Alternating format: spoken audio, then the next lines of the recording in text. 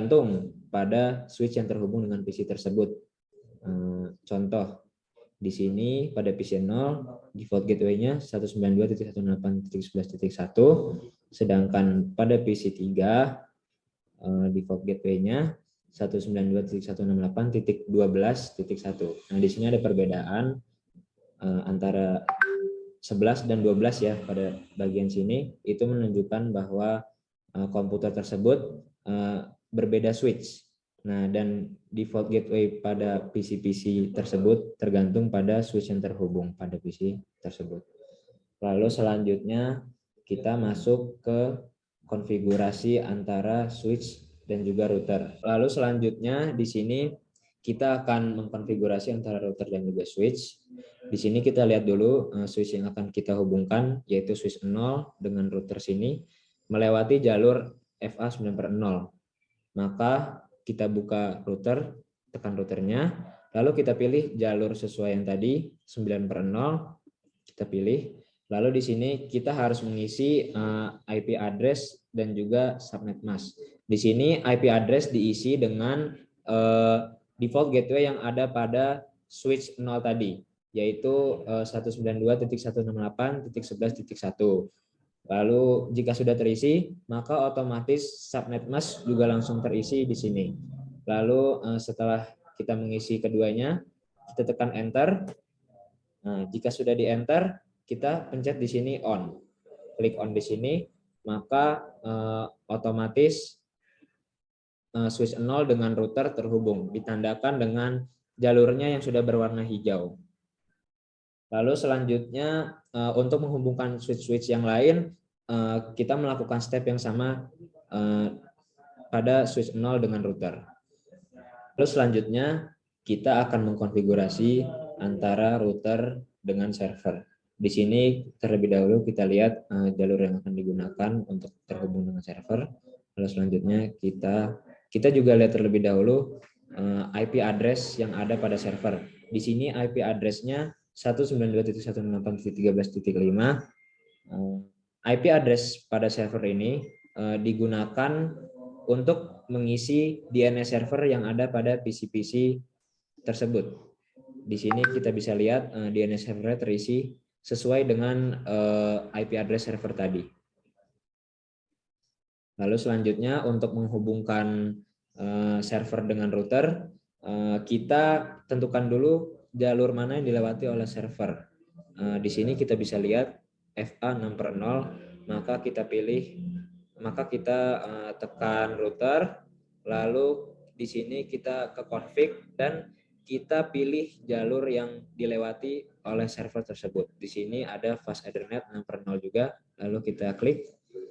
Nah, di sini kita masukkan IP address.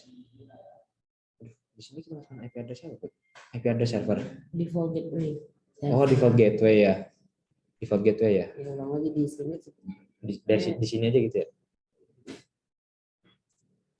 Di sini kita memasukkan default gateway dari server tersebut. Jika sudah diisi IP address-nya menggunakan default gateway server tadi, maka otomatis subnet mask di bawah juga otomatis terisi. Lalu kita tekan enter. Setelah kita tekan enter, kita klik on di sini, maka otomatis server dengan router terhubung, ditandakan dengan lampu hijau yang menyala pada jalur tersebut. Oke, saya akan melanjutkan presentasi dari teman saya tadi, yaitu kita akan mengkonfig router dengan melihat jalurnya yaitu FA 7/0, lalu kita langsung masuk ke router, config, masuk ke fast internet 7/0. Untuk IP address itu terserah kita dengan 192.168.100.2.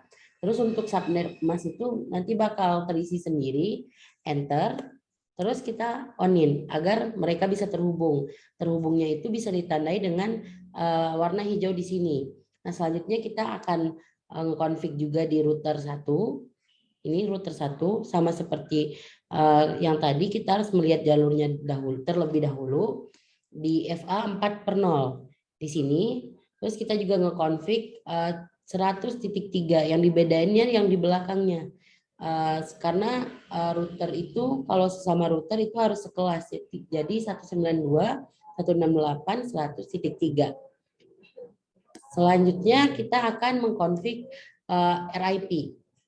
Cara nge-config RIP yaitu dengan klik router di sini, terus RIP. Nah, untuk RIP tersendiri itu berguna untuk agar dari PC ke PC 1 dengan router 1 bisa mengirimkan pesan ke PC 2 ke router ke PC yang ada pada router 1. Nah, dengan cara kita harus memasukkan default gateway yang ada pada setiap switch, router, dan server. Nah, di sini kita memiliki 192.68.11 karena ada pada switch 0, terus 192.68.12.0 yang ada pada switch 1, terus untuk 192.168.13.0 ada pada server 0, 192.168 ada pada switch 3, switch 2, dan 192.168.15 yang ada pada switch 4, dan untuk 192.168.100 itu yang tadi yang pada router. Nah, selanjutnya kita akan mencoba mengirimkan di sini juga telah terlihat tadi saya sudah mencoba mengirimkan, ada yang fail, ada yang sukses. Nah, sekarang kita akan mencoba lagi dengan cara mengirimkan dari PC 1 ini ke PC ini terlebih dahulu. Sudah terlihat sukses. Terus selanjutnya dari PC ini ke PC ini sukses. Berarti RIP kita sudah betul dan router kita, switch ataupun server itu sudah terhubung semuanya. Nah, selanjutnya kita akan melakukan konfigurasi untuk DNS. Kita akan membuka server. Terus kita ke service, masuk ke DNS. Di service ada banyak pilihan, kita masuk DNS. Terus di sini kita harus men-on-kan dahulu. Terus untuk nama, nanti kita bisa buat untuk domainnya itu kita bisa terserah kita mau apa aja. Nah, di sini kelompok kami membuat puput.com. Nah, ini udah aktif. Cara mengetahui aktifnya yaitu kita harus melihat pada web. Kita boleh memilih di sini. Ini juga sebagai mengkonfig web, bisa mengkonfig web itu. Kita akan mencoba memasukkan puput.com terlebih dahulu.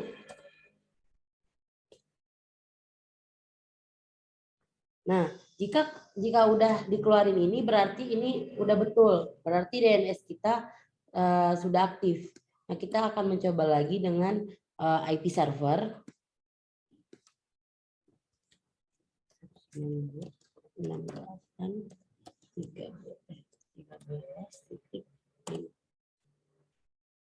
Nah, keluar juga berarti DNS kelompok kami sudah aktif, walau itu dengan domain ataupun dengan IP server.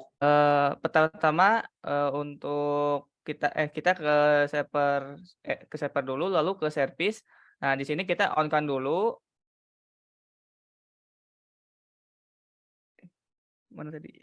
Ke email. Nah, kita on-kan dulu, lalu kita untuk domainnya menggunakan puput.com. Dan jangan lupa ininya BC usernya dimasukin semua dari 0 sampai 12. Jangan lupa intinya ditambahin plus. Nah, lalu kita coba ke PC 0 dulu. Nah, kita config dulu si emailnya. Nah, di sini kita menggunakan username-nya Maria, email address-nya pc0@puput.com. Server informasinya, untuk incoming mail server 192.168.13.5. Untuk outgoing-nya outgoing mail servernya 192.168.13.15. Logon informasinya username pc0, passwordnya puput. Nah, lalu save. Nah, lalu kita akan mencoba untuk mengirim email ke PC0. Kita menggunakan PC5. kita masuk ke email, lalu kita compose. Nah, to pc0@puput.com. Terus ini yang bebas ya. Nah, lalu kita send, kirim. Oke, di sini sudah terkirim. Kita coba cek di sini, apakah terkirim. Nah, di sini sudah masuk emailnya. Nah, jadi untuk pengirimannya berarti berhasil ya, karena sudah ada di sini di PC0 di bagian receive. Sebanyak itulah dari kami, dari kelompok kami. Kalau ada kata-kata kami yang salah, mohon dimaafkan. Assalamualaikum warahmatullahi Assalamualaikum warahmatullahi wabarakatuh. Tuh. Terima kasih. Lah ngapain? Lah udah Ar, mau pulang.